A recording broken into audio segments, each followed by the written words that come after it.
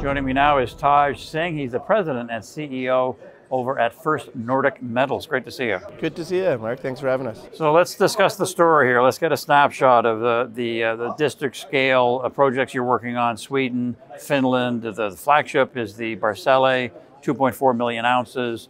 And that's a JV with Agnico. That's impressive, Agnico Eagle. So give us an overview if you could. So yeah, our portfolio project is, as you said, split up into Finland, Sweden and Finland. In Sweden, we own 100 kilometers. We're 100% owner of 100 kilometers of strike on the Gold Line belt, a really well-known belt that's actually quite underexplored, one of the last greenstone belts in the world that's not really seen much modern exploration. And right smack dab in the middle of it is the 2.4 million ounce Barcel gold deposit. And then we've got a lot of ground around it, and multiple targets that look like they're similar to Barcel, and that's the exciting part of it. And then in Finland, we own an entire greenstone belt as well, called the Oari greenstone belt. That was an Agnico discovery. There's a current maiden resource at the deposit called the Kilamakangas deposit, about 300,000 ounces, close to about 5 grams per ton in the indicated category, a gold equivalent, making it the highest grade gold deposit actually in Finland. And so that's seen very limited work. So we think there's room to really grow that to hopefully plus 1 million ounces there in Finland too. So a lot of belt scale, two kind of belt scale opportunities in the Nordics. And sounds like room to grow at Barcel as well. You say at 2.4 million, it's already a mine, but potentially it could be 4 to 5 million. So can you elaborate on the ongoing drilling you're doing?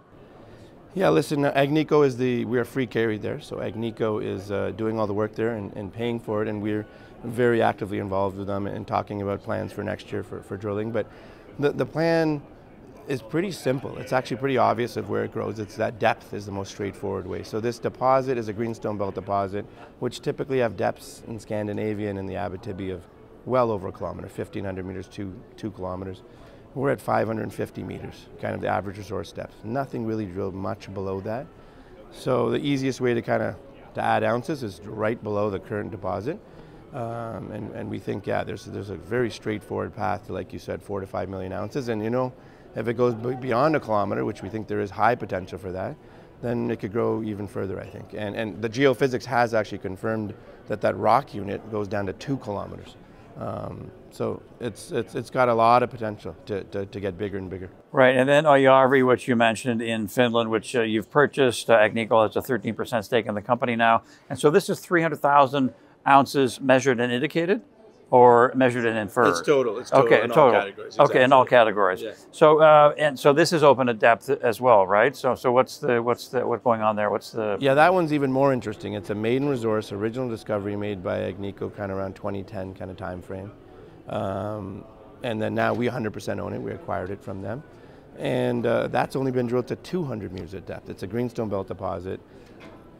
The mineralization is absolutely strong, even at 200. It's completely open. We think, you know, it's about 1.5 kilometer strike right now. We think the depth potential is at least 750 meters to 1 kilometer. You know, very quickly that 300,000 ounces that has seen only about 15,000 meters of drilling in that main resource area, hopefully that can grow towards 1 million ounces. And, you know, still maybe not too large, but think about it, it's a, you know, 1 million ounce or 1 million ounce plus at kind of those kind of grades. You know, 4.5, 5 grams per ton starting at surface. Now you're talking about a real project. Right. Now the company has said that Sweden's environment in mining is kind of like Canada about 80 years ago. They only opened up for mining in the 90s. So can you sort of flesh out that idea? Yeah. So listen, until the EU was kind of formed, the Nordics were kind of closed off to mining, even though they have a history, a legacy of mining. Sweden has been the #1 mining nation and metals producer in Europe by far. Finland's a close second.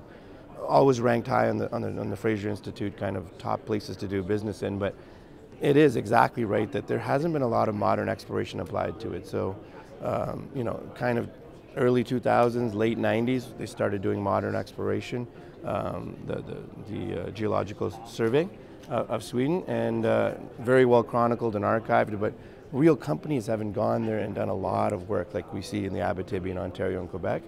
And everything's under 3, 4, 5, 10 meters of glacial till. So your exploration methods have to be a little bit different and very specific for the Nordics.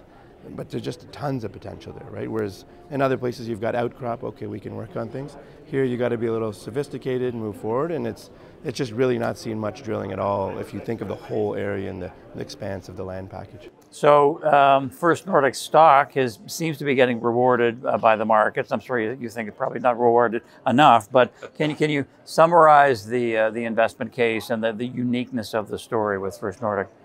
Yeah, listen, this was essentially just kind of early this year as a new company, First Nordic. It was a merger between Goldline Resources and Barcel Minerals. Very well-suited M&A. You're surrounding a property, put them together, now you can talk about the whole package. You've already got kind of a development stage asset with lots of blue sky potential. I think the case for First Nordic is interesting because Sweden and Finland are really hot right now for M&A, for new companies, for exploration. They're hot. That's number one. Number two, we love what the gold price is doing. Equities still have to catch up, but it's a great kind of backdrop for that. And it's a new story with a management team that's done it before. I was previously founder of Discovery Silver. I was one of the founding directors at GT Gold. Both were good successes.